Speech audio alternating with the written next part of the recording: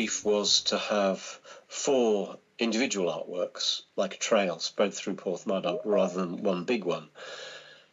I rapidly developed the idea that, okay, well, this is like a family of objects, and the one in the harbour sets the precedent, this idea of 2 simple columns, in that case in the harbour in wood, with a lot of slate contained within them. So very simple pillars, with the notion of slates being contained in the oak frame, rather like the slates were packed into the wagons coming down the Ffyniant Railway, or indeed the ships themselves. So from the harbour, very quickly, it sort of radiated out into being this family of pillars that had a resonance to each other, but each one celebrated its own individual location. So the one in the harbour is about shipbuilding and packing the slates into the ships that would then carry the slates all over the world. As a sculptor, fascinated by the shape of ships, but particularly the Porthmadog slate ships, which were the high point of sailing vessels. Right at the end of the history of sail, Porthmadog developed this incredibly efficient hull that could cut through Atlantic waves very easily, but carry a load of slates and also be very robust, but very manoeuvrable, and be able to be sailed by just often 6 or 7 men. It's quite a small crew. The shape of those ships was also a big inspiration to me, so I was well aware of all that. And then, of course, with the Slate Heritage, World Heritage Site designation, this is all about making the link from Blaenau Ffestiniog down to Porthmadog. The one in the nearby park is about the sail making and rope making that used to go on. The park used to be a rope walk until the 1850s, which is why the area was kept flat and open. And it paints this picture of Porthmadog being, and the whole slate industry really, having to be self-sufficient. In the early half of the 19th century, there was no railway coming through to Porthmadog, and everything came in by ship. They had to make as much as they could using local materials, and so you get this, the use of local oak to make the ships.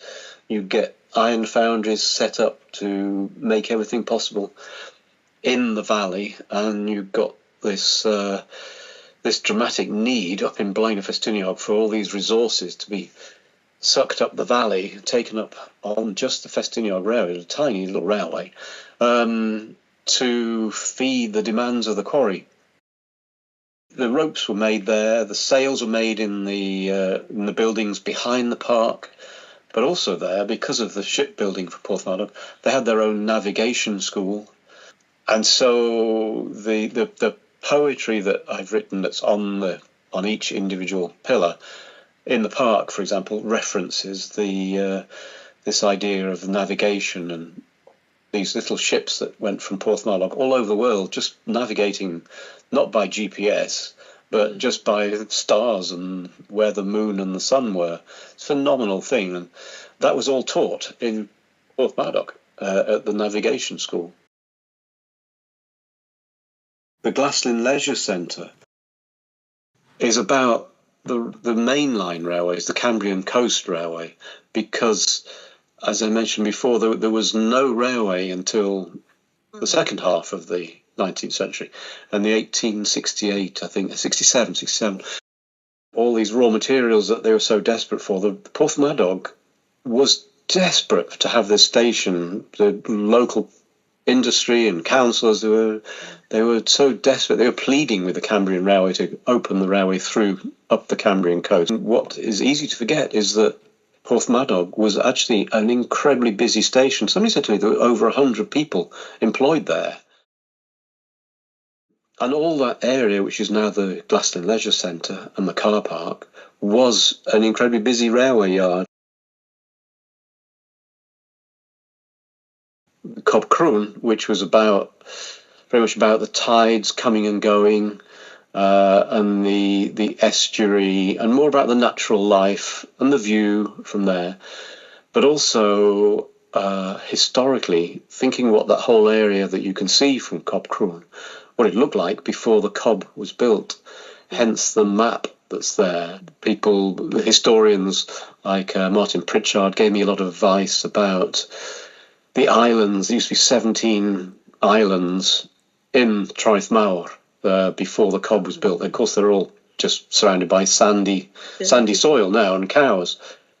So lots of input from different people, but to give you a little picture, every detail has been thought about. Every detail is, I hope, correct as well, because even the fish that is depicted on the Cob Crwn, my assistant, is a keen fisherman, and I said, "Come on, Ed, what fish would you have had before the Cob was built? What fish would have swum up the Glaslyn?" And he said, "Sea bass, has to be sea bass."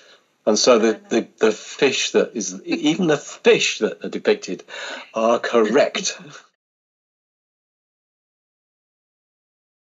I wanted to involve the school children to actually make something, not just draw something that I then transferred, but I wanted them to actually make something that then became part of the sculpture, because I find that's a wonderful way of involving a community and getting a sense of ownership and a sense of, hey, we can do this, we can be creative and be involved with this process. But at the same time, it keeps artistic and quality control in the hands of me as an experienced artisan and so on. I know how to make something so it will be robust and last, whereas an 8, 9, 10-year-old kid is going to stick a few bits of clay together and then it could easily get broken in the kiln. So what we did was I went into Ysgol Wyn and we worked with the year 6, so 10, 11-year-olds, and they all made shapes in clay of